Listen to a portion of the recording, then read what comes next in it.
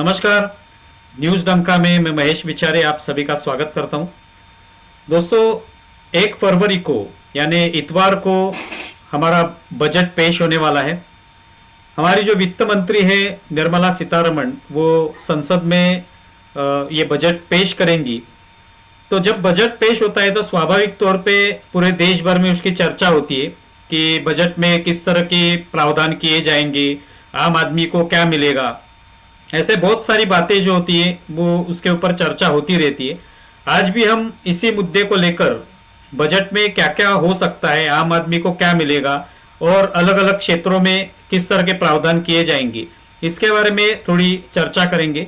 और इसीलिए हमारे साथ हैं अर्थ विश्लेषक विनीत नाहटा जी। पहले तो मैं उनका थोड़ा इंट्रोडक्शन करवा देता हूं, उसके बाद हम अलग अलग पहलुओं पर उनसे चर्चा करेंगे। विनीत जी, आपका बहुत बहुत स्वागत है न्यूज़ डंका में। नमस्कार। तो विनीत जी पावर गिल्ड ट्रेजरीज इंक के प्रबंध निदेशक हैं। ये जो कंपनी है फिक्स्ड इनकम ट्रेजरी मैनेजमेंट के क्षेत्र में एक अग्रणी कंपनी के नाम पर जानी जाती है।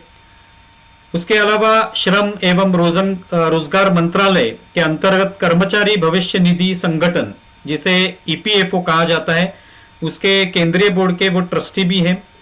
पीएचडी चैम्बर की आर्थिक मामलों की जो समिति है उसके भी वो अध्यक्ष हैं। तो बहुत महत्वपूर्ण जिम्मेदारियां वो निभा रहे हैं।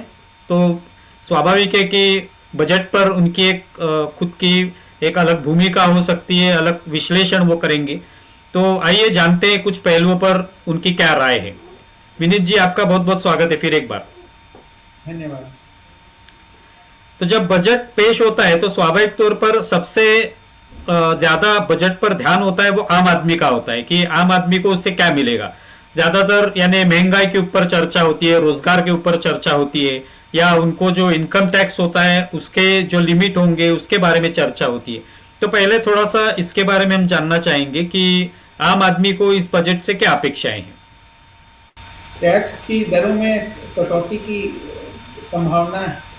आम आदमी को टेक होम पे, जो एवरेज सैलरी मिडिल क्लास है, टैक्स की दरों में कटौती होने से उनके हाथ में जो खर्च करने की राशि है वो बढ़ जाएगी। इससे जो जितना ज़्यादा वो खर्च कर सकेंगे हमारी अर्थव्यवस्था को मजबूती देने में और मनी सर्कुलेशन को बढ़ाने में वो काफ़ी सहायक रहेगी। और इसके अलावा महंगाई जो है उसके ऊपर अंकुश लगाने के का जो सिलसिला है वो अभी हमारी महंगाई काफ़ी कंट्रोल में है, काफ़ी नियंत्रण में है। सीपीआई जो है वो 0.6% के करीब है, जो कि काफ़ी नीचे है। रिजर्व बैंक ऑफ इंडिया 4% के करीब इन्फ्लेशन का उनका टारगेट है, उससे काफ़ी नीचे है। तो इससे ब्याज की दरों में भी हम कटौती की उम्मीद कर सकते हैं, जिससे आम आदमी को काफ़ी फायदा होगा। ईएमआई के ऊपर जो काफ़ी सारे लोन, जैसे home loan, auto loan, personal loan या कंज्यूमर ड्यूरेबल्स के लोन हैं, और जो स्टूडेंट्स हैं वो जो एजुकेशन लोन लिए हैं उसमें ईएमआई जो वो पे कर रहे हैं उसमें वो राशि कम हो और उसमें कटौती की हम उम्मीद कर रहे हैं। तो यही आम आदमी के परिप्रेक्ष्य से कुछ एक पहलू हैं जिनके ऊपर हम पॉजिटिव हैं और आशा करते हैं कि सकारात्मक रिजल्ट आएंगे इस बजट के बाद। जैसे अभी आपने जिक्र किया ब्याज दर का, तो रिजर्व बैंक हर वक्त एक ब्याज दर के बारे में निर्णय लेती है। तो उसके बारे में क्या अपेक्षाएं है, किस तरह से उसमें क्या कटौती हो सकती है, बढ़ सकता है, क्या होगा? पिछली मॉनेटरी पॉलिसी के अंदर रिजर्व बैंक ने ब्याज की दरों में कटौती की थी और पॉलिसी गाइडेंस में ये कहा गया था कि यदि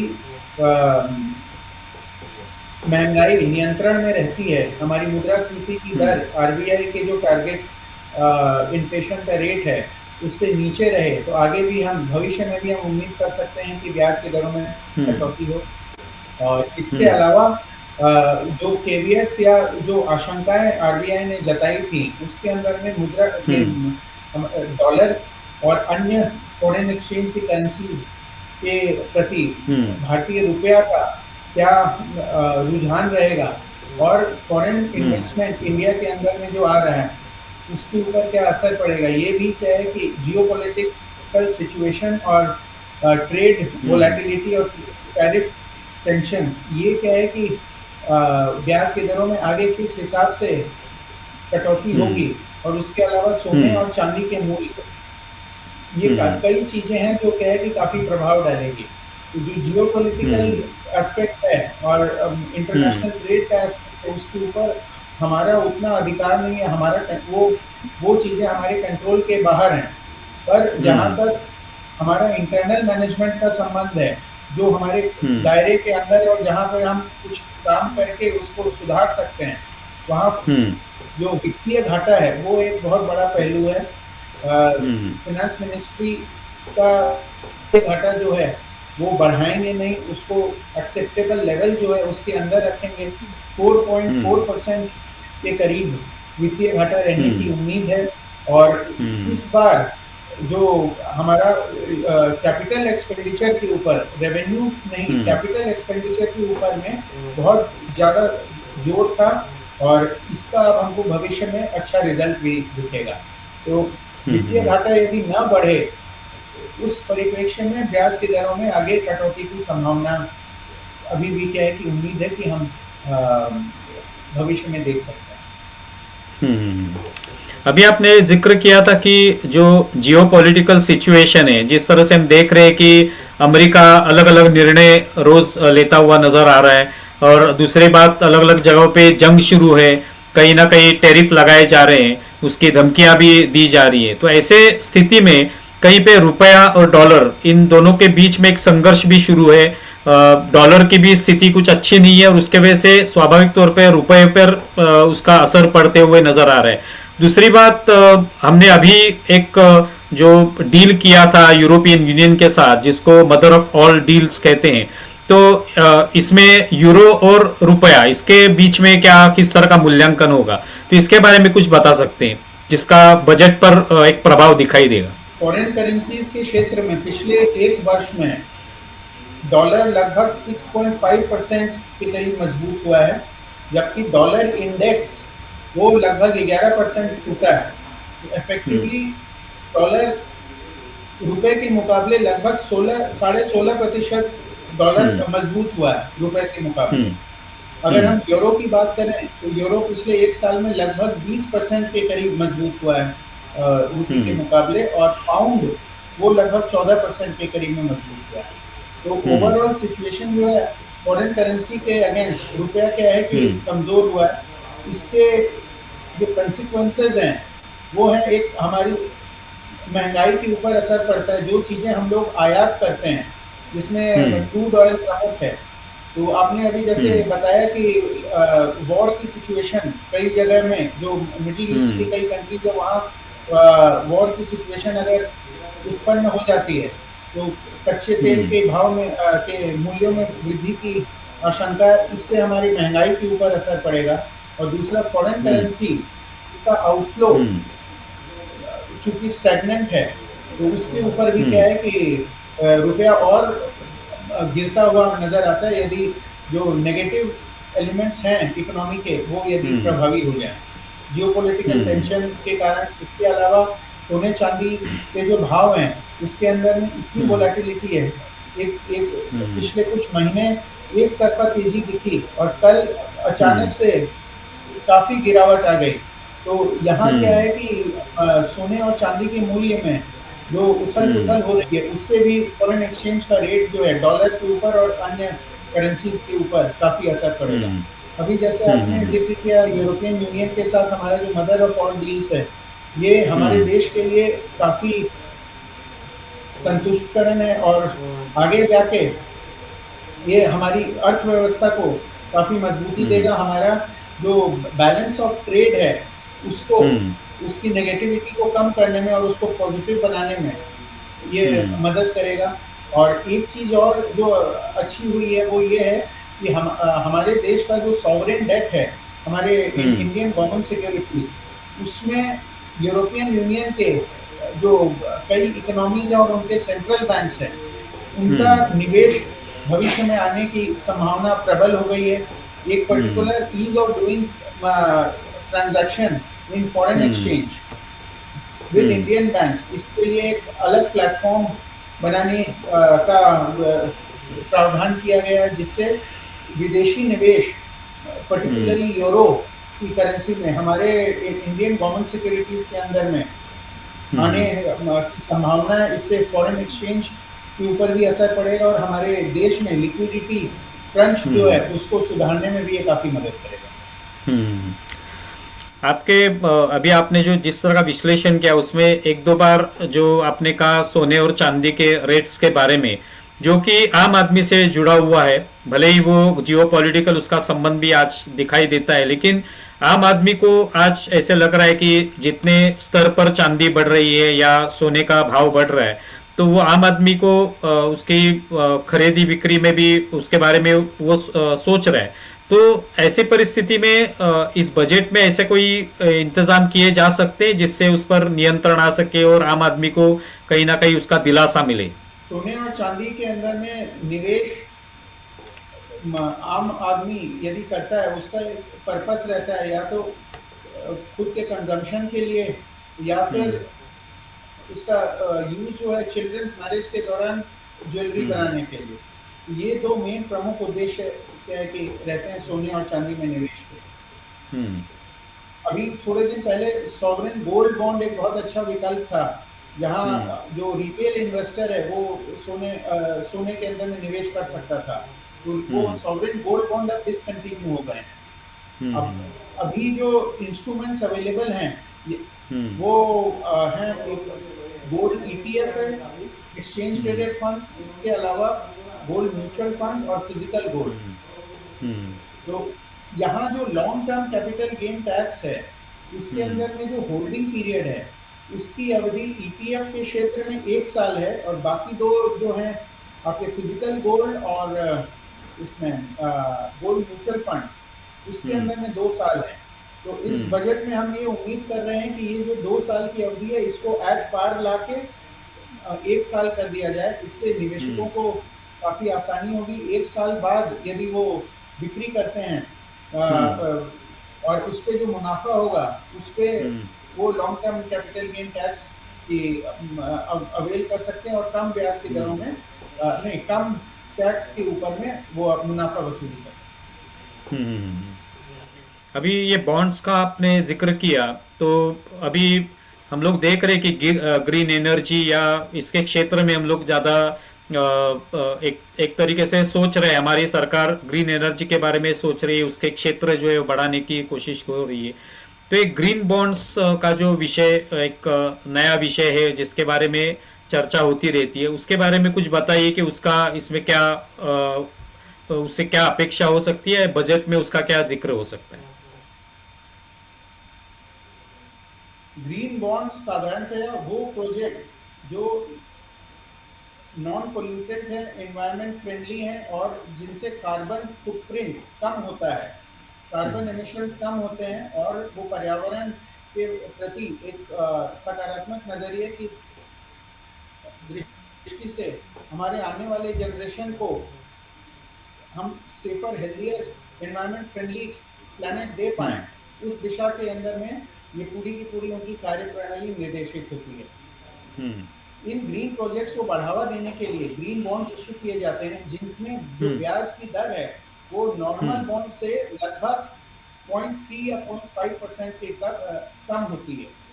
तो हम्म ये जो जो निवेशक हैं, उनको साधारण तौर पे जो ब्याज की दरें मिलती हैं, उससे वो कुछ परसेंटेज सैक्रिफाइस करके इन ग्रीन हम्म बॉन्ड्स को प्रोत्साहन देने के लिए, और क्लाइमेट चेंज, बायोडाइवर्सिटी और हम्म ग्रीन एनर्जी, इसकी तरफ लोग प्रेरित हों, उसके लिए कम ब्याज की इनकम, अपनी आय को का एक अंश सैक्रिफाइस करने के लिए वो तैयार है। इसको हम हम्म ग्रीनियम कहते हैं। यदि हम्म 7% नॉर्मल ब्याज की रेट है और ग्रीन बॉन्ड है, वो अगर 6.7% के ऊपर में भी इन्वेस्टर लेने को रेडी है, तो ये 0.3% ग्रीनियम रहता है। इसको ये हम्म ग्रीनियम कहलाता है। विदेशों में, पर्टिकुलरली यूएस और यूरोपियन मार्केट्स के अंदर में, ये ग्रीनियम पॉजिटिव है। हम्म अनफॉर्चुनेटली इंडिया के अंदर में ग्रीनियम नेगेटिव है। अभी जो ग्रीन हम्म बॉन्ड्स हैं वो ट्रेड हो रहे हैं 7.05 पे और नॉर्मल बॉन्ड्स ट्रेड हो रहे हैं 7% पे। ये मैं रिजर्व बैंक हम्म के सॉवरेन ग्रीन बॉन्ड्स की बात कर रहा हूँ। इसके हम्म कई कारण हैं जिसके वजह से जो निवेशक है वो उनका रुझान ग्रीन बॉन्ड्स के प्रति नहीं है। ग्रीन बॉन्ड्स से होने वाली जो आय है वो उनको आकर्षक हम्म नहीं लगती है। इस हम्म बजट में हम एक्सपेक्ट कर रहे हैं कि ये जो ब्याज की कमाई होती है ग्रीन बॉन्ड्स के द्वारा, उसके ऊपर में हम्म कंसेशनल टैक्स रेट लगे, वहां कुछ टैक्स की रिलीफ हो, ताकि ये हम्म बॉन्ड जो ग्रीन बॉन्ड के निवेशक है उनके लिए और आकर्षक बने और हम्म ज्यादा से ज्यादा लोग ग्रीन बॉन्ड के अंदर में निवेश करें, ताकि ये जो हम्म ग्रीन प्रोजेक्ट्स हैं जो पर्यावरण के लिए काफी सहायक हैं, हम्म इसका जोर से प्रचार प्रसार हो और लोग प्रेरित हों ग्रीन प्रोजेक्ट्स की ओर जाने के लिए। हम्म। बहुत अच्छी जानकारी आपने दी इसके बारे में। अभी एक जीएसटी का भी विषय है जो कि बजट में हर बार उस पर एक ध्यान दिया जाता है। और हमने देखा कि पिछले साल जिस तरह से नवरात्रि के बाद एक तरीके से जीएसटी कम कर दिए और उसका बहुत सारा फायदा आम लोगों को भी हुआ। तो इस जीएसटी का इस बजट में किस तरह का जिक्र होगा, किस तरह से उस पर ध्यान दिया जाएगा, क्या होने वाला है उसके बारे में? देखिए, ये बहुत महत्वपूर्ण अनाउंसमेंट जीएसटी के अंदर में पूरा का ये जो प्रक्रिया थी वो काफ़ी लंबी प्रक्रिया थी। वर्षों के बाद क्या है कि उन्होंने विश्लेषण करके और जीएसटी हम्म की रेट्स में कटौती की और वहाँ रैशनलाइज किया गया। तो चूंकि हम्म इस रैशनलाइजेशन का टोटल इम्पैक्ट अभी विजिबल नहीं है, उन्होंने जो बदलाव किए उसका इकोनॉमी के ऊपर में क्या असर पड़ा, ये पूरी कम से कम 6 महीने या 1 साल के बाद इसका पूरा का पूरा निष्कर्ष निकलता है। मुझे नहीं लगता है कि इस बार बजट के अंदर में जीएसटी के दरों के ऊपर में बहुत ज्यादा ये लोग कुछ फेरबदल करेंगे, क्योंकि ये अभी हाल ही में किया गया और ये बहुत मैसिव एक्सरसाइज था। तो जीएसटी के दिशा में मुझे लगता नहीं है कि ज्यादा कुछ होगा। हम्म। एक आखिरी सवाल मैं पूछना चाहता हूँ कि आप एक इतने सालों से इस क्षेत्र में काम कर रहे हैं, ये सब आर्थिक जो नीतियां हैं उसके बारे में आप जानते हैं और उसके बारे में आपका खुद का एक अलग विश्लेषण, अलग भूमिका होती है। तो इस बजट से आप क्या अपेक्षा रख रहे हैं?